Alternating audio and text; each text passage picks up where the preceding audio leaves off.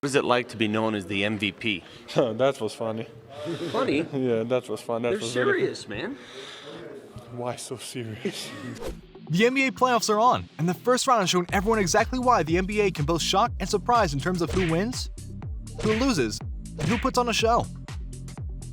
But let's not forget that the regular season was one that had many twists and turns of its own. From teams going from the top of their division to the bottom of the playoff standings, to MVP types getting injured repeatedly, and others stepping up at the last minute to showcase their dominance.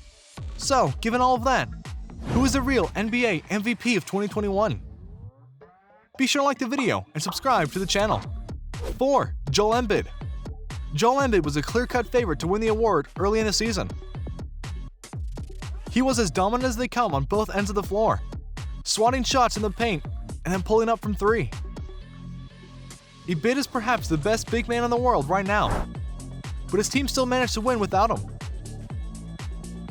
He missed a third of the season due to an injury, and that's why he slid in the MVP race.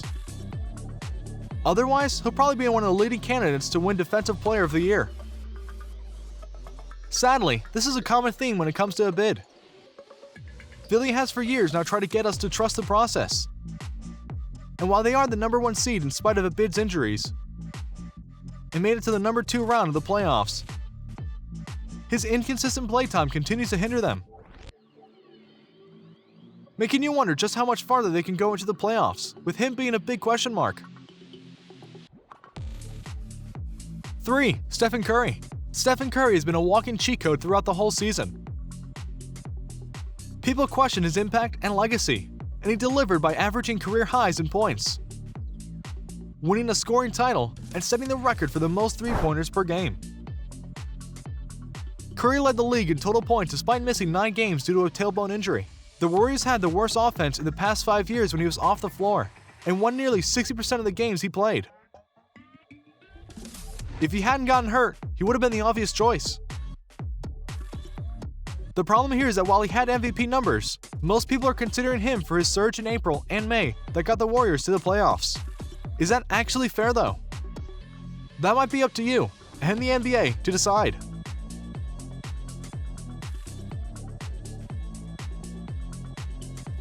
2. Nikola Jokic.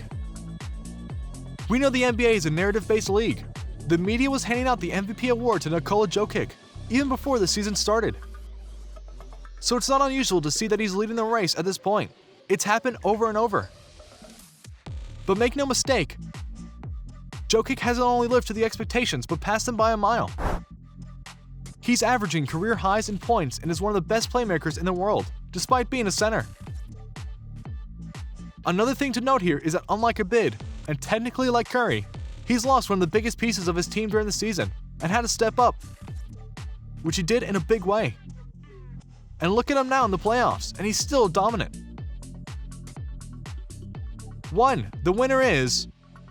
Most people would agree that the true deserving winner of the MVP award is Nikola Jokic.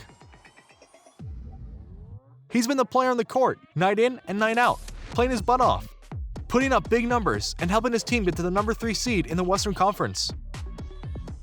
Yes, he may not have the big brand name yet, but that doesn't mean he shouldn't win. His team needed him on his A-game throughout the season, and he gave them that, period. And he should be rewarded for that, period. So what do you think? What do you think of this look at the candidates for MVP and who should win? Who are you personally putting out as your MVP? Who do you think is honestly going to win? And what would you want to see from their acceptance speech? Let us know in the comments below. Be sure to subscribe, and we'll see you next time on the channel.